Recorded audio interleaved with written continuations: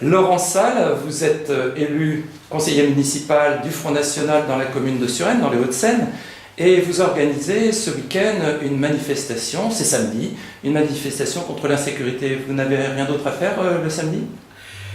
Je pense qu'au contraire, nous sommes, du fait que nous organisions cette manifestation, la preuve vivante que nous sommes des élus actifs, que ce soit à l'extérieur de la mairie comme à l'intérieur du conseil municipal. Nous sommes assez prolixes en matière de sujets divers et variés.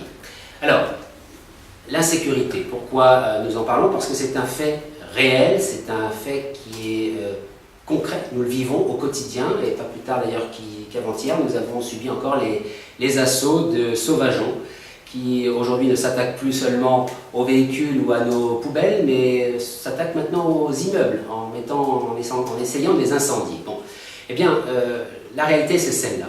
C'est celle que vivent les commerçants et artisans qui sont braqués pour la plupart, dont beaucoup de vitrines ont été brisées ces derniers temps, qui sont régulièrement injuriés également par des mêmes bandes que nous connaissons puisqu'elles sont, je dirais, des bandes autochtones. Elles vivent ici dans notre ville, Suresnes. Elles sont connues des forces de police, mais rien n'est fait pour endiguer cette délinquance qui est aujourd'hui très inquiétante parce qu'elle a pris un tournant qui pourrait s'apparenter à ce que l'on peut voir à Agnières-sur-Seine, à Gennevilliers ou encore à Nanterre, qui est une ville limitrophe et qui appartient à la communauté d'agglomération du Mont-Valérien. Et tout cela est très inquiétant, et c'est inquiétant parce que si nous n'avons pas cette sécurité, cette liberté de pouvoir aller et venir à notre guise dans la commune, eh bien, nous risquons effectivement de voir non seulement des Suresnois déménager, mais surtout des commerces de proximité fermés. D'après ce que vous nous dites, Laurent Salle, la ville est presque à feu et à sang.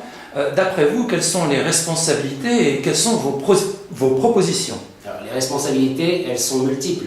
Elles sont au niveau étatique, avec hier un Nicolas Sarkozy qui a quand même laminé la police et la gendarmerie en supprimant des agents par centaines, par milliers. Aujourd'hui, au niveau de justice, toujours au niveau étatique, c'est Mme Taubira, ministre de la Justice, qui préfère voir les criminels dehors que plutôt en prison, hein, puisque vous savez que quand vous faites maintenant quand vous êtes condamné à moins de 5 ans de prison, bien vous êtes libre comme l'air, vous ne faites pas vos 5 ans de prison. Puis au niveau local, il y a une responsabilité mais flagrante de l'UMP, de Christian Dupuis, qui aujourd'hui lui est dans une optique plutôt d'acheter la paix civile au travers d'associations telles que l'association Paréli, ou encore effectivement de concentrer les forces de l'ordre pour ne protéger qu'un seul et même secteur, à savoir là où il habite, c'est-à-dire le centre-ville.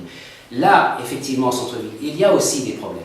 Il y a des problèmes. Mais je crois que malgré ces problèmes, nous pouvons et nous devons revoir cette implantation géographique des forces de police qui ne correspond plus aujourd'hui à la situation. Les zones criminogènes sont identifiées clairement par les commerçants qui subissent ces actes de délinquance, par les habitants eux-mêmes. Eh bien, c'est la cité Jardin et la cité des Chênes, là où il faudrait justement implanter une police municipale. Nous proposons donc, et c'était dans le cadre de ma candidature à l'élection municipale, de transférer de rue Carnot à la cité Jardin le poste de police municipale actuel, et c'est 21 agents policiers municipaux, et d'en créer un nouveau aux abords de la cité des Chênes, avec un recrutement de nouveaux agents municipaux qui pourrait s'étaler sur plusieurs années. C'est un plan pluriannuel auquel il faut s'attaquer, et en proposant bien sûr un financement qui soit réaliste. C'est ce que je m'attelle à faire aujourd'hui en le préparant pour le soumettre la prochaine fois lors d'un débat sur le débat d'orientation budgétaire qui aura probablement lieu en mars prochain.